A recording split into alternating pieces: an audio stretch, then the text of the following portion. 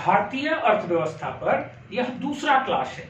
भारतीय अर्थव्यवस्था के प्रथम क्लास में हमने आप लोगों को आर्थिक वृद्धि और आर्थिक विकास की संकल्पना को समझाया था। आर्थिक वृद्धि और आर्थिक विकास का मापन हम कैसे करेंगे, आर्थिक वृद्धि और आर्थिक विकास को हम कैसे मापेंगे, इसके लिए अर्थशास्त्रियों के द्वारा कुछ संकल्पनाओं का विकास किया गया है, जैसे जीडीपी, एनडीपी, एनआईएफए, राष्ट्रीय आय, प्रति व्यक्ति आय। अब आज भारतीय अर्थव्यवस्था के इस दूसरे क्लास में हम लोग इन्हीं संकल्पनाओं का GDP, gross domestic product, NDP, net domestic product, NIFA, net income from abroad, राष्ट्रीय आय मतलब नेशनल इनकम और प्रति व्यक्ति आय मतलब पर कैपिटा इनकम जैसे सिद्धांतों के बारे में अध्ययन करेंगे। चलिए एक एक करके इन सिद्धांतों को देखते हैं।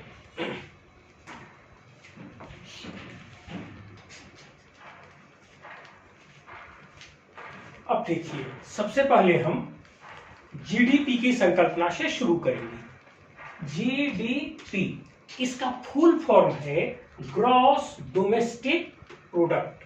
इसका हिंदी अर्थ है सकल घरेलू उत्पाद। इस शब्द से ही आपको बहुत स्पष्ट है, सकल घरेलू उत्पाद मतलब घर के अंदर होने वाला सारा उत्पादन।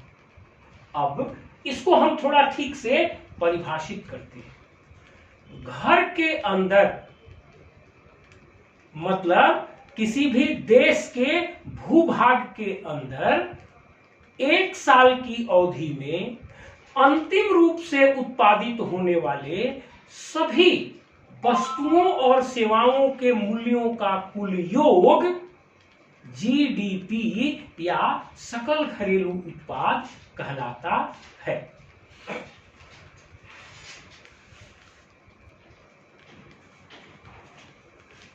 अब देखिए, सकल घरेलू उत्पाद, सकल घरेलू उत्पाद मतलब देश के अंदर, घर के अंदर होने वाला सारा उत्पाद। ये एक साधारण भाषा में हमने अर्थ बताया। अब इसको टेक्निकल भाषा में कैसे परिभाषित करेंगे? देश की घरेलू सीमा के अंदर एक वर्ष की अवधि में अंतिम रूप से उत्पादित वस्तुओं एवं सेवाओं के मूल्यों का कुल योग सकल घरेलू उत्पाद कहलाता है। इसको एक बार और देख लीजिए। देश की घरेलू सीमा के अंतर्गत एक वर्ष की अवधि में अंतिम रूप से उत्पादित वस्तुओं एवं सेवाओं के मूल्यों का कुल योग जीडीपी कहलाता है। अब ध्यान से समझिए, किसी भी देश की घरेलू सीमा क्या है? तो किसी भी देश की घरेलू सीमा में उस देश का जो स्थलीय भूभाग है उसके साथ साथ 10 नॉटिकल माइल्स तक जो समुद्री सीमा लगती है वह भी उस देश की घरेलू सीमा के अंदर ही आएगा।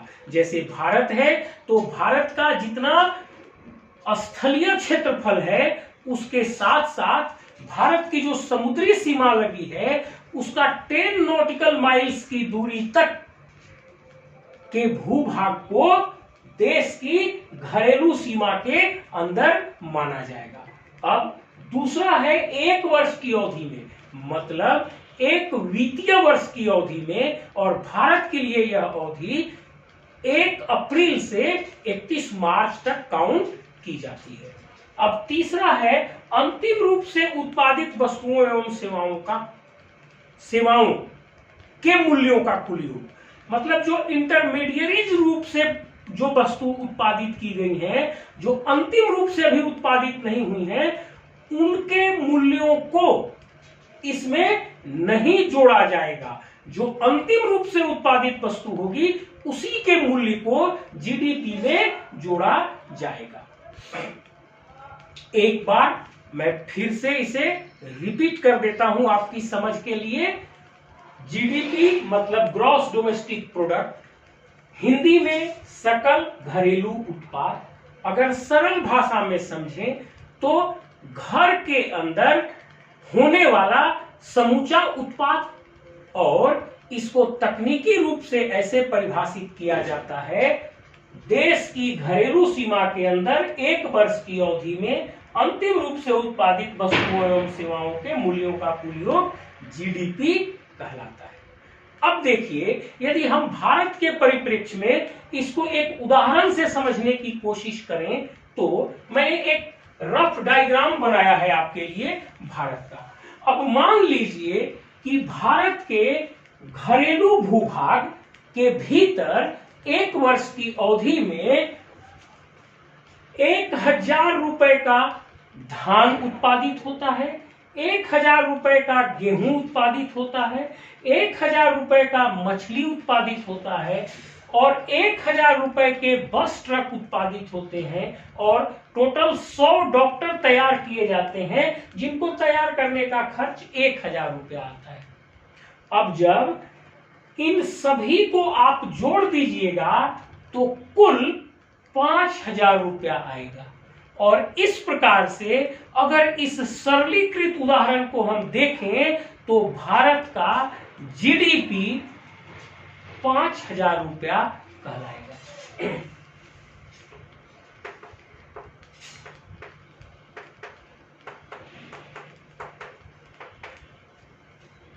इस प्रकार से भारत के घरेलू सीमा के अंतर्गत यही 5 चीजें उत्पादित की गई, और सरलीकृत एग्जाम्पल के रूप में अगर हम इनके मूल्यों को जोड़ रहे हैं तो कुल मूल्य 5000 रुपए आ रहा है। इसका मतलब यह हुआ कि भारत का जीडीपी 5000 रुपया हुआ। मेरे समझ से अब आपको जीडीपी बहुत अच्छे से समझ में आ गई होगी।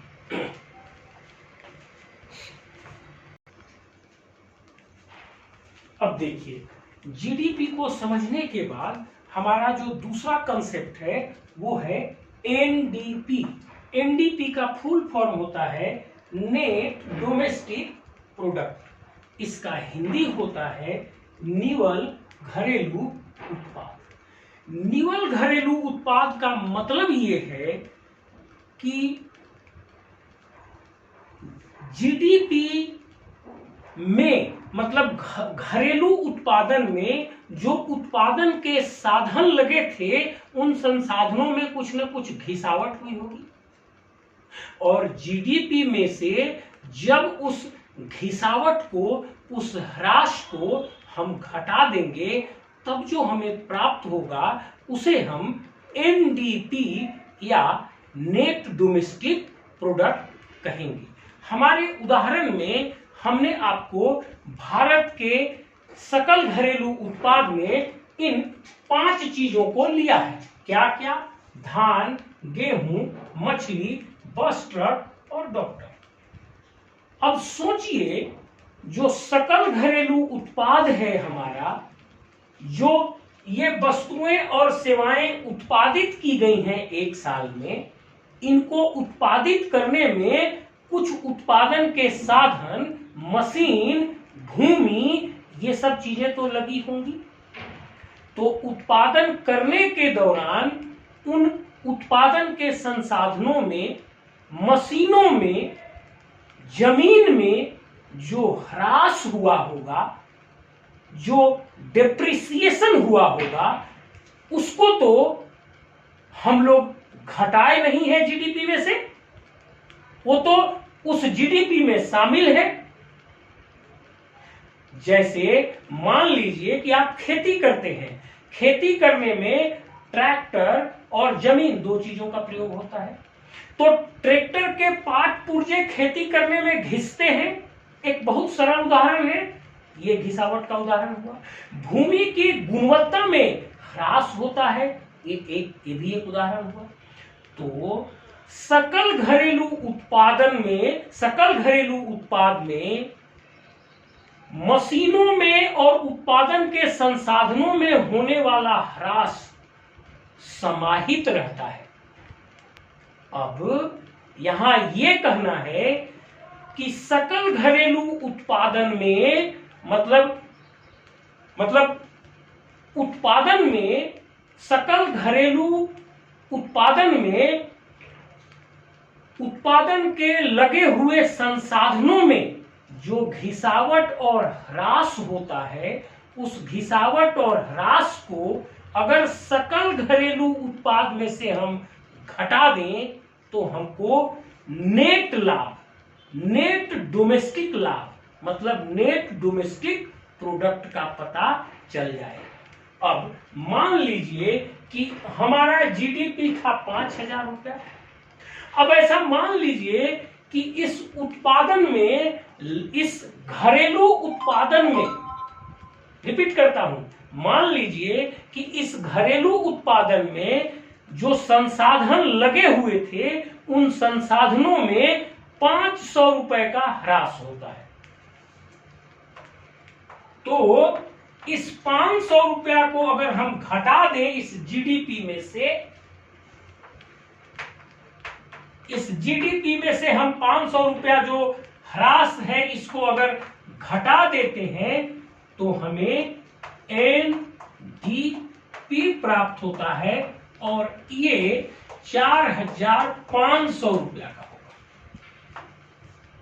मतलब सकल घरेलू उत्पाद में से उत्पादन में लगे संसाधनों में जो घिसावट और ह्रास हुआ है उसको अगर हम घटा देंगे तो हमें जो बचेगा वो होगा नेट डोमेस्टिक प्रोडक्ट या निवल घरेलू उत्पाद। अब इसी बात को हमने यहां पर फॉर्मूला के रूप में लिखा है कि यदि आपके पास जीडीपी पता हो और आपको घिसावट या ह्रास पता हो तो आप जीडीपी में से घिसावट को घटाकर एनडीपी या नेट डोमेस्टिक प्रोडक्ट का पता कर सकते हैं। अब आपके लिए मैं इसको रिपीट करता हूं। जब सकल घरेलू उत्पाद की गणना की जाती है तब उसमें मशीनों में होने वाला घिसावट, उत्पादन के संसाधनों में होने वाला घिसावट शामिल रहता है, उसको हटाया नहीं जाता है। तब अगर हम निवल घरेलू उत्पाद जानना चाहेंगे तब हमें सकल घरेलू उत्पाद में से उत्पादन के संसाधनों में होने वाले घिसावट और ह्रास को घटाना पड़ेगा और सकल घरेलू उत्पाद में से उत्पादन के संसाधनों में होने वाले घिसावट को घटा देंगे तब हमें निवल घरेलू उत्पाद या एनडीपी प्राप्त हो जाएगा।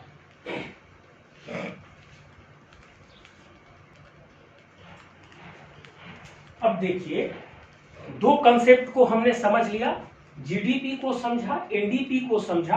अब तीसरा कंसेप्ट है हमारा NIFA। इसका फुल फॉर्म है नेट इनकम फ्रॉम अब्रॉड।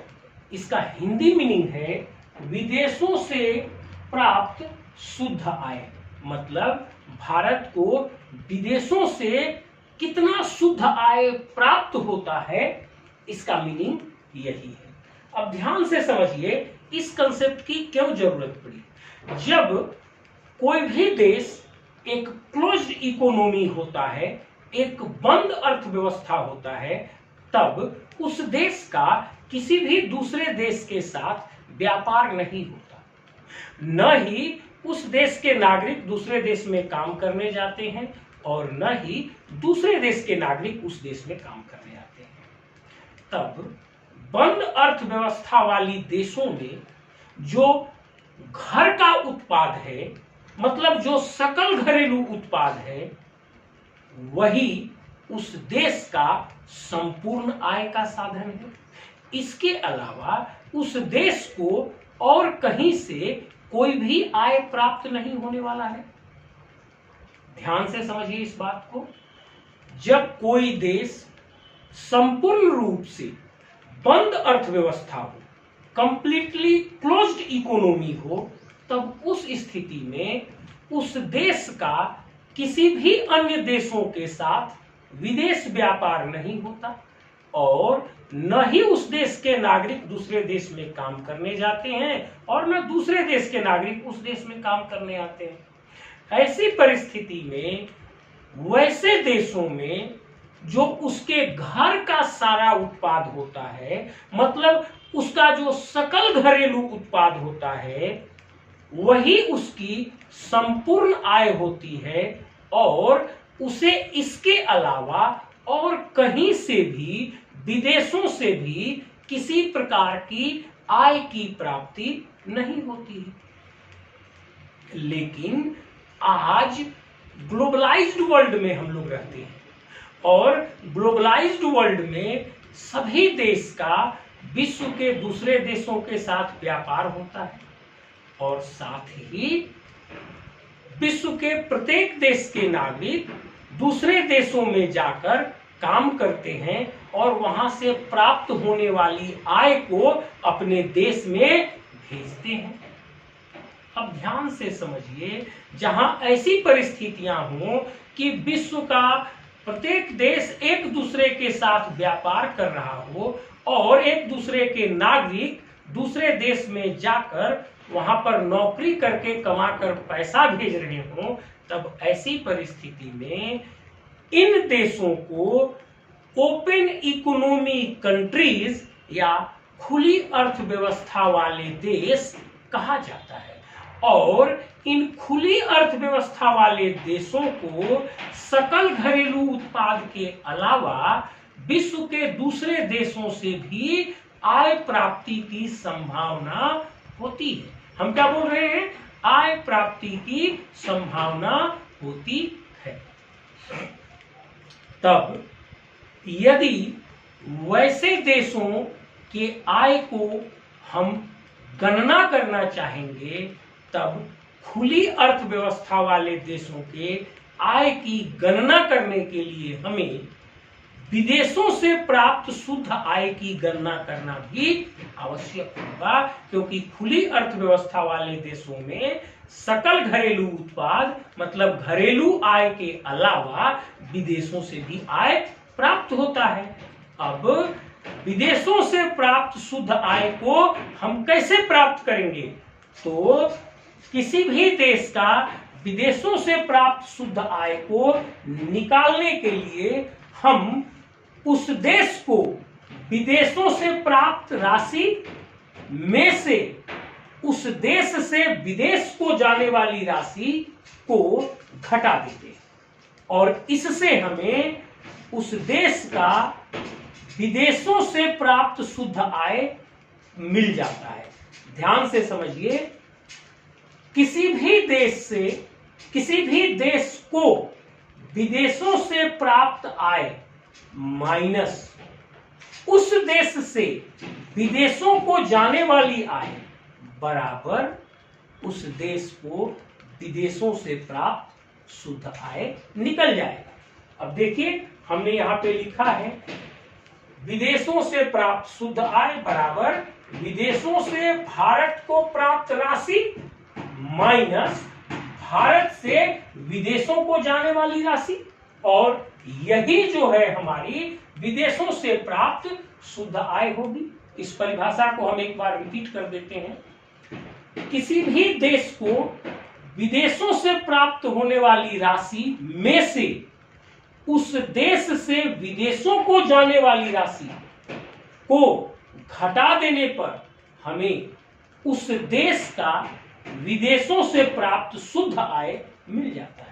और यहाँ हमने वही किया है भारत के परिप्रेक्ष्य में। भारत से विदेशों से भारत को प्राप्त राशि माइनस भारत से विदेश जाने वाली राशि। अब मान लीजिए कि भारत को विदेशों से 100 रुपए की आय होती है और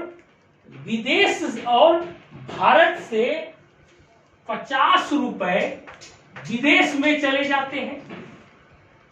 भारत को 100 रुपए की राशि विदेश से आती है और भारत से 50 रुपए की राशि विदेश में चली जाती है। तब भारत का विदेशों से प्राप्त शुद्ध आय होगा 100 - 50 बराबर 50 रुपया। अब देखिए, आपके पास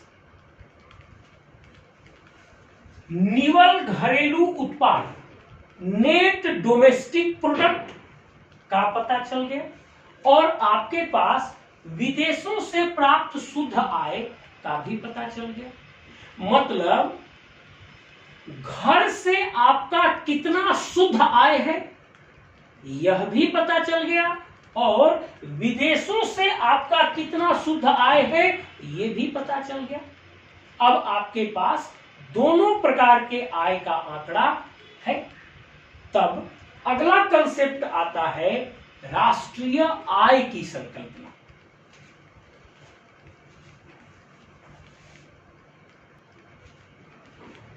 अब देखिए, अब जो हमारा अगला कंसेप्ट है वो है राष्ट्रीय आय की अवधारणा।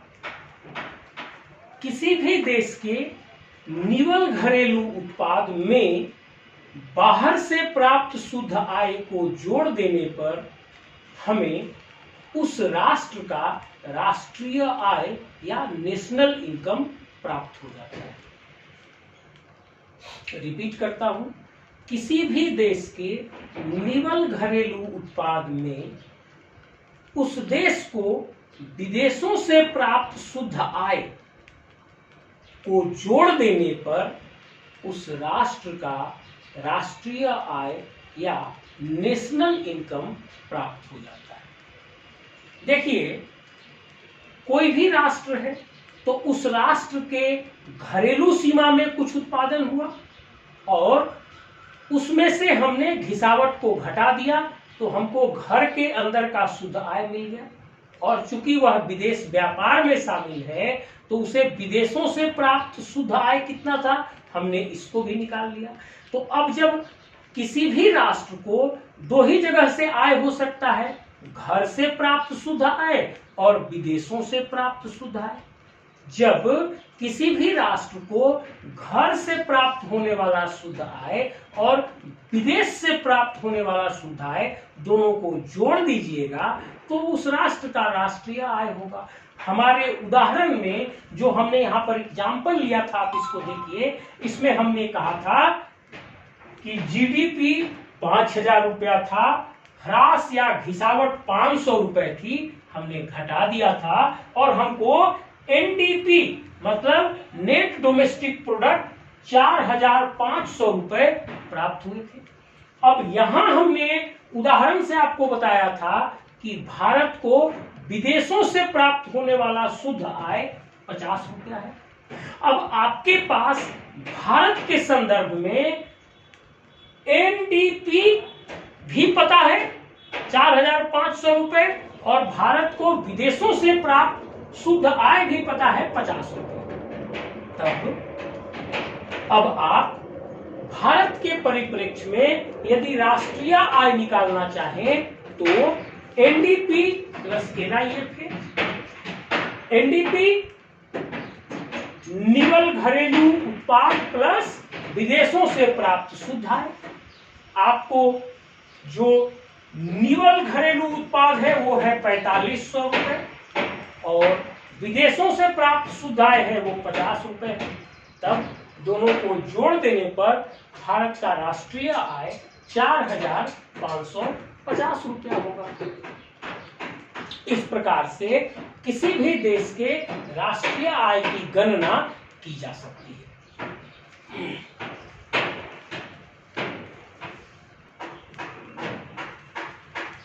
अब जो हमारा अगला कंसेप्ट है वो हमारा कंसेप्ट है प्रति व्यक्ति आय।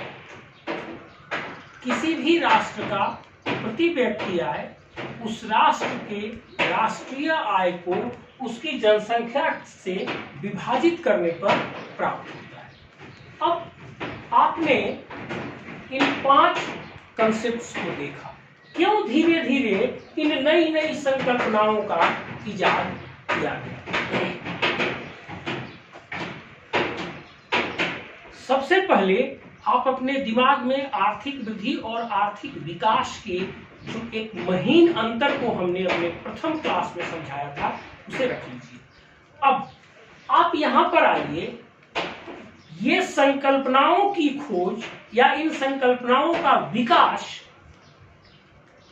किसी भी राष्ट्र के अर्थव्यवस्था की स्थिति, आर्थिक विकास की स्थिति को मापने के लिए और फिर उसकी तुलना दूसरे राष्ट्र के आर्थिक विकास से करने के लिए ही किया गया। जब जीडीपी सबसे पहले किसी भी राष्ट्र के आर्थिक विकास के स्तर को समझने के लिए और दूसरे देश से उसके आर्थिक विकास के स्तर की तुलना करने के लिए जिस संकल्पना का प्रयोग किया गया वो था जीडीपी, सकल घरेलू उत्पाद। और सबसे पहले सकल घरेलू उत्पाद का प्रयोग करके देश के आर्थिक विकास के स्तर को मापा जाता था और उसके बाद उसकी अन्य देशों के साथ आर्थिक विकास की तुलना की जाती थी। लेकिन बाद में यह समझ में आया कि नहीं, इसमें घिसावट भी शामिल है। तब एनडीपी की खोज की गई। निवल घरेलू उत्पाद और सकल घरेलू उत्पाद में से मशीनरी की घिसावट को घटाकर निवल घरेलू उत्पाद लाया गया। अब इसके बाद एक बात और समझ में आई कि जब हम विदेशों से व्यापार करेंगे तो हमको विदेशों से भी आय होगा। तब राष्ट्रीय आय की संकल्पना कायम की गई और तब राष्ट्रीय आय की संकल्पना के आधार पर किसी देश के आर्थिक विकास को मापा जाने लगा और उसी आधार पर दूसरे देश के आर्थिक विकास से उसकी तुलना की जाने लगी। तब राष्ट्रीय आय की संकल्पना सामने आई। तो पहले किसी देश के आर्थिक विकास के स्तर को मापने के लिए जीडीपी का प्रयोग किया जाता था और उसी के आधार पर दूसरे देश के आर्थिक विकास से उसकी तुलना की जाती थी। लेकिन बाद में राष्ट्रीय आय का प्रयोग इस कार्य के लिए किया जाने लगा और दो देशों के आर्थिक विकास की तुलना राष्ट्रीय आय के आधार पर की जाने लगी। लेकिन फिर एक बात स्पष्ट हुआ कि कोई दो देश की राष्ट्रीय आय बराबर हो सकती है लेकिन उनकी पॉपुलेशन भी बराबर हो ऐसी कोई आवश्यक नहीं है। उनकी जनसंख्या अलग अलग हो सकती है। इसलिए मान लीजिए कि दो देश हैं और दो देशों की राष्ट्रीय आय 100 रुपए है, लेकिन एक देश की जनसंख्या 100 है और दूसरे देश की जनसंख्या 50 है। तब इस स्थिति में जो आर्थिक विकास का स्तर होगा वो दूसरे देश का बेहतर होगा क्योंकि उसकी जनसंख्या कम है। तब दो देशों के आर्थिक विकास के स्तर के मापन के लिए राष्ट्रीय आय की जगह पर प्रति व्यक्ति आय की संकल्पना का इजाद किया गया। और प्रति व्यक्ति आय की संकल्पना, प्रति व्यक्ति आय का मतलब है उस राष्ट्र की राष्ट्रीय आय डिवाइडेड बाय उस राष्ट्र की जनसंख्या, और इससे प्रति व्यक्ति आय प्राप्त किया जाने लगा और प्रति व्यक्ति आय के आधार पर दो राष्ट्रों के आर्थिक विकास की तुलना की जाने लगी। विश्व बैंक प्रति वर्ष वर्ल्ड डेवलपमेंट रिपोर्ट प्रकाशित करता है, विश्व विकास रिपोर्ट प्रकाशित करता है और उस विश्व विकास रिपोर्ट में वह विश्व के विभिन्न देशों की तुलना इसी प्रति व्यक्ति आय के आधार पर करता है। प्रति व्यक्ति आय के आधार पर दो देशों के राष्ट्रीय आय की तुलना करता है।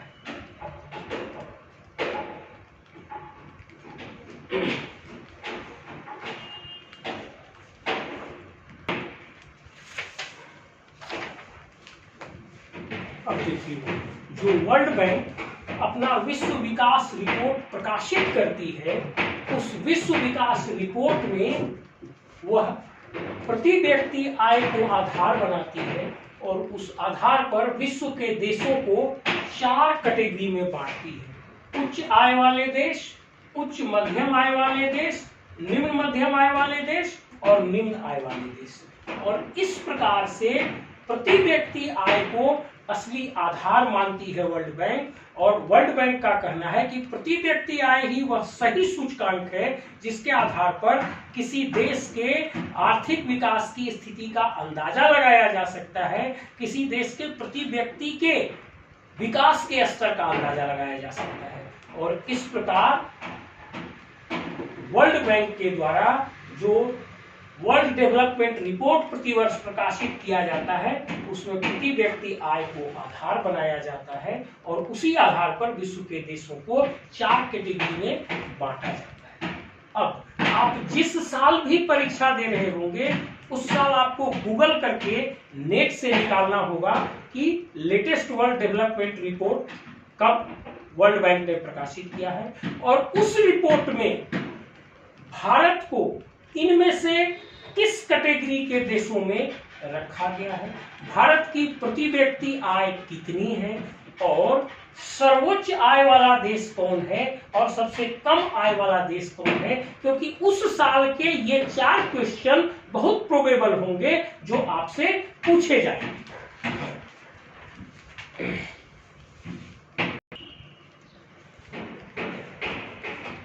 अब भारत का पिछले 10 सालों का जीडीपी ग्रोथ रेट क्या रहा है, आप इस चीज को देख लीजिए। मैं एक तरफ से पिछले 10 सालों का आपको जीडीपी ग्रोथ रेट बताता हूं, ध्यान से सुनिएगा। वर्ष 2011 में 5.24%, वर्ष 2012 में 5.46%, वर्ष 2013 में 6.39%, 2014 में 7.41%, 2015 में 8%, 2016 में 8.26%, 2017 में 6.80%, 2018 में 6.53%, 2019 में 4.04% और 2020 में 7.96%, -7.96%। ध्यान से समझिएगा, 2020 में -7.96% बना गया, और 2021 का डेटा 31 मई को आपको पता चलेगा। प्रति वर्ष 31 मई को पिछले वित्तीय वर्ष के जीडीपी ग्रोथ रेट का डेटा रिलीज किया जाता है। ध्यान से सुनिए, ये सवाल रिपीट करता है और पूछा जा सकता है। जीडीपी ग्रोथ रेट का डेटा 31 मई को रिलीज किया जाता है। तो 2021 का जो जीडीपी ग्रोथ रेट है, अर्थात वित्तीय वर्ष 2021-22 का जो जीडीपी ग्रोथ रेट है वह 31 मई 2022 को रिलीज किया जाएगा।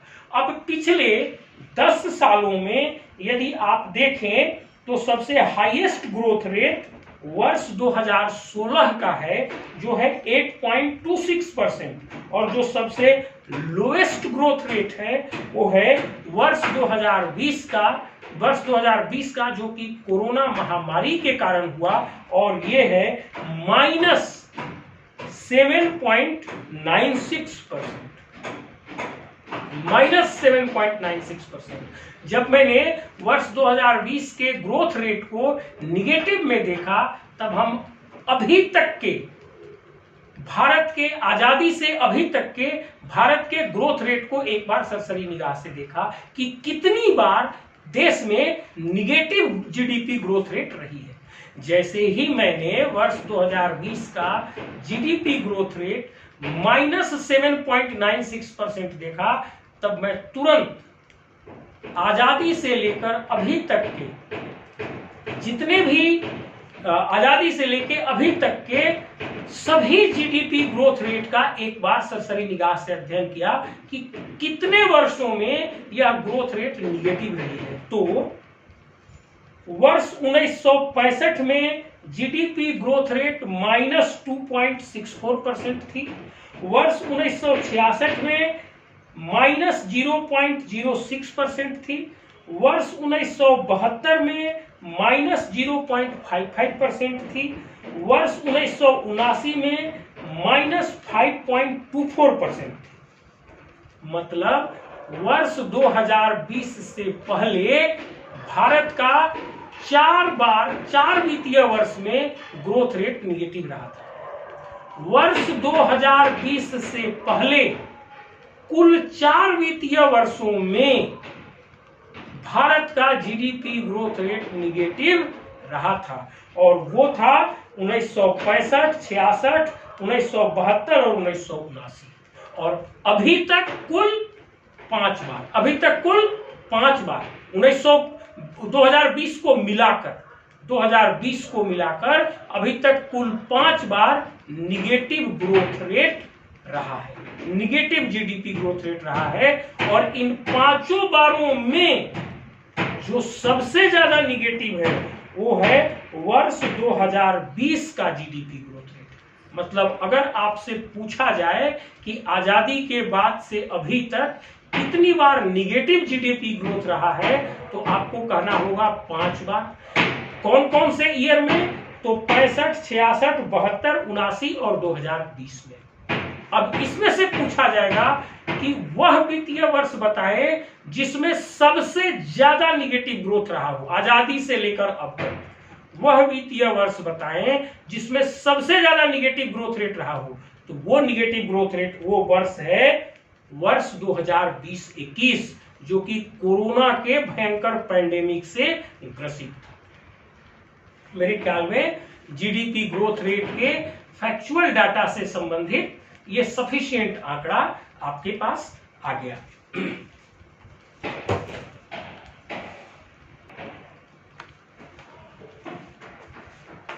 अब एक अगला प्रश्न है कि 2 देशों के जीडीपी की तुलना आप कैसे करेंगे? आप जानते हैं कि प्रत्येक देश में अपना अलग करेंसी होता है। जैसे भारत में रुपया है, ब्रिटेन में पाउंड है,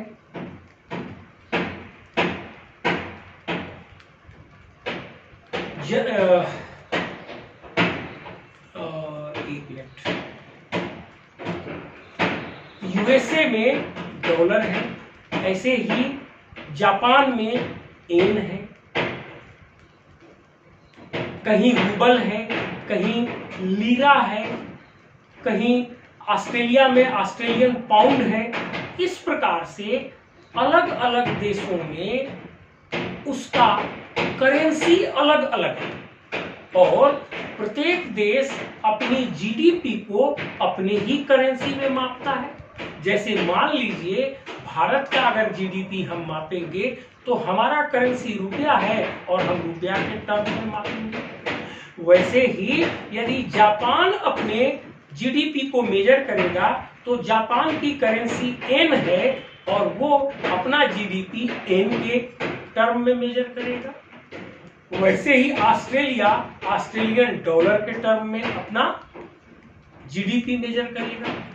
तो अब हम 2 देशों के जीडीपी की तुलना कैसे करेंगे? इसके लिए कोई ना कोई एक कॉमन करेंसी ऐसी होनी चाहिए, इसके लिए कोई ना कोई ऐसी कॉमन करेंसी होनी चाहिए ताकि हम 2 देशों के जीडीपी की तुलना कर सकें। तब क्या किया जाता है? अमेरिकन डॉलर को कॉमन करेंसी के रूप में उपयोग किया जाता है, और जब 2 देशों के जीडीपी की तुलना करनी होती है तब दोनों देशों के जीडीपी को उनकी अपनी अपनी करेंसी में निकाला जाता है। जैसे यदि हम भारत और जापान के जीडीपी की तुलना करना चाहें तो भारत का जीडीपी रुपए के टर्म में निकालेंगे और जापान का जीडीपी येन के टर्म में निकालेंगे, और फिर